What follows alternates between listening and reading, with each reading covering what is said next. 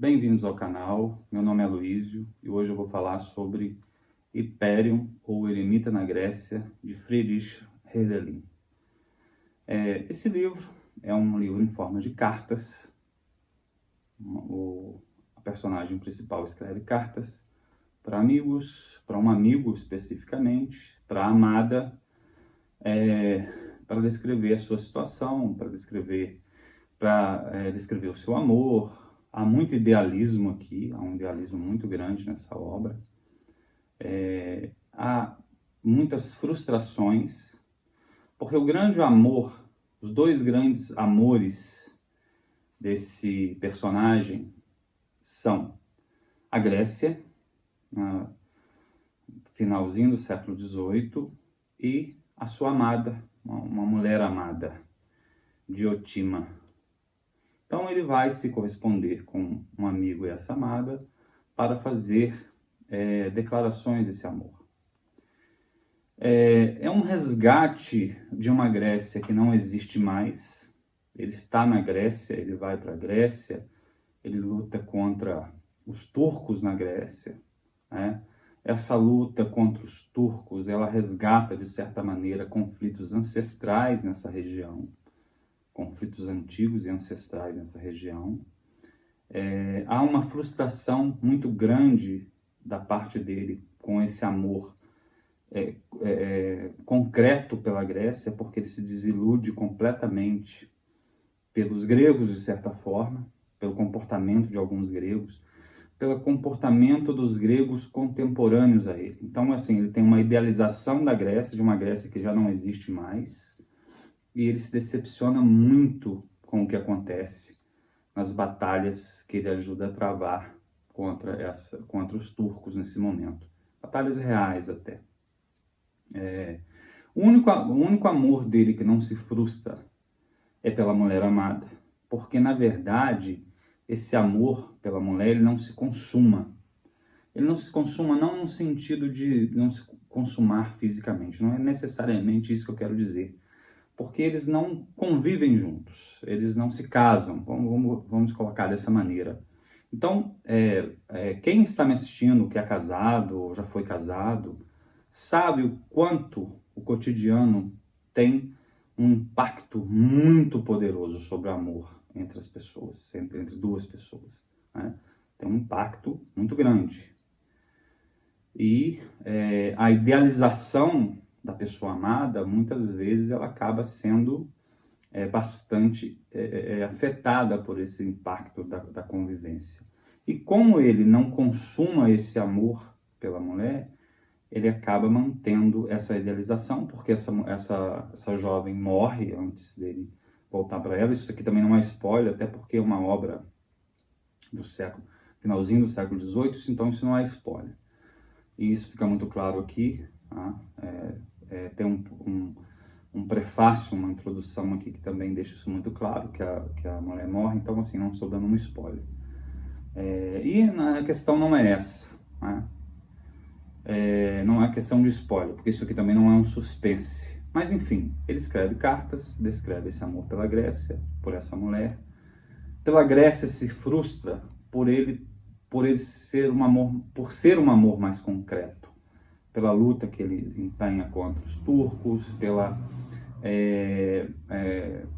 assim, malícia dos gregos contemporâneos que acabam em algumas vitórias se comportando muito mal. Então ele vê a crueza da realidade devastar essa idealização do amor que ele tem pela Grécia. A mulher amada, ele não percebe isso, porque esse amor, como eu disse para vocês, ele acaba por não se consumar.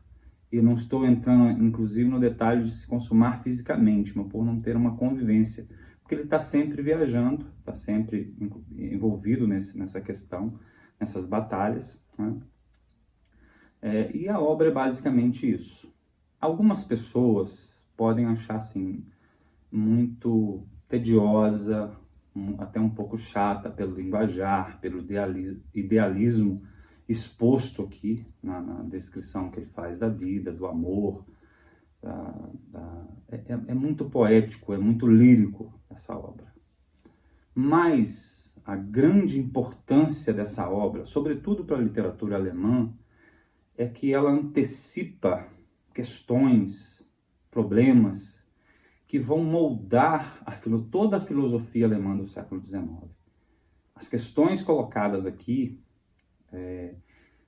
pelo autor, elas vão moldar, elas vão influenciar de muitas formas, ou antecipar de muitas formas, várias questões levantadas pela filosofia alemã, não por alguns filósofos apenas. Então aqui isso antecipa esses problemas que a filosofia alemã vai tratar durante o século XIX. Então ela tem essa importância, é lírica, é poética, é agradável, mas algumas pessoas podem não gostar, pelo estilo, pelo jeito de escrever aqui, sobre questões amorosas, sobre a pátria, né? O autor, ele vai ter muitos problemas, vai ficar com problemas mentais graves.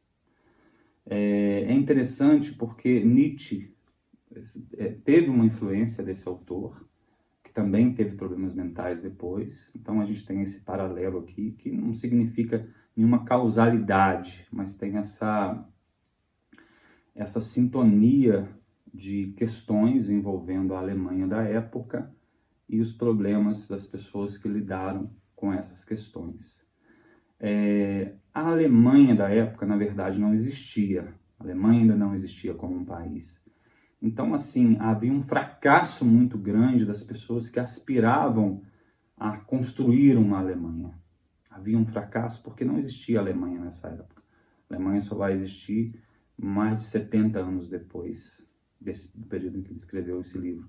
Então, assim, é uma Alemanha muito fragmentária, que não se sabia o que seria dessa Alemanha, se ela poderia vir a ser uma potência, né, e que acabou por ser, né, por acontecer. Mas a Alemanha era um amontoado de reinos e repúblicas e cidades que depois se tornou uma grande potência econômica, militar. Já era algo, enquanto cultura, muito grande, mas não existia um país chamado Alemanha quando essa obra foi escrita. E a Grécia já não existia mais como potência, há muitos séculos. A Grécia era apenas um reflexo pálido do que ela tinha sido. Então ele lida com essa fragmentação de uma Grécia que desapareceu, que se destruiu, que não resiste a potências orientais aqui, aos turcos exatamente, e uma Alemanha que aspira a ser grande, mas também não consegue resolver seus problemas. Toda essa fragmentação política da Alemanha e da Grécia se reflete na personalidade desse autor, desse personagem, desculpe. O personagem sofre muitos problemas, muitas dúvidas, né, faz muitas reflexões, e ele reflete um pouco desse caos que são essas duas realidades políticas aqui. Ele faz um resgate da Grécia clássica, mas ele faz um resgate da Grécia clássica apostando, sobretudo, num aspecto mais sentimental, da vontade, da emoção. Eu diria que aqui ele representa Dionísio contra Apolo, que vai se refletir depois nas obras do Nietzsche. Então aqui nós temos assim um resgate de uma Grécia ligada à natureza, ao sonho, um pouco de delírio também, né? Então tem esse viés do autor num ataque muito decisivo ao mundo burguês que está surgindo. A especialização do burguês, a técnica, a ciência, a razão. Ele vai dizer que essa especialização, essa burocracia, essa técnica dos burocratas, dos especialistas, eles não são exatamente homens de verdade. Então, assim, vale pela leitura, vale pela constatação de um período, vale como constatação de uma visão filosófica do mundo. Então é isso, é uma obra curta, são 100 e poucas páginas, algumas pessoas talvez não gostem, mas não é muito difícil de ler não. Mas eu recomendo essa leitura como uma leitura importante. É um romance de formação, é um romance epistolar, que infelizmente dificilmente nós teremos a partir de agora, porque não existem mais cartas, né? a internet, de certa forma, acabou com as cartas. Eu sou de um tempo que ainda se escrevia cartas, eu escrevi muitas cartas, recebi muitas cartas, inclusive cartas de amor. Escrevi cartas de amor, recebi cartas de amor. Num mundo que parece que existiu há séculos. Mas enfim, vale a pena, recomendo a leitura. Um abraço a todos e até o próximo vídeo.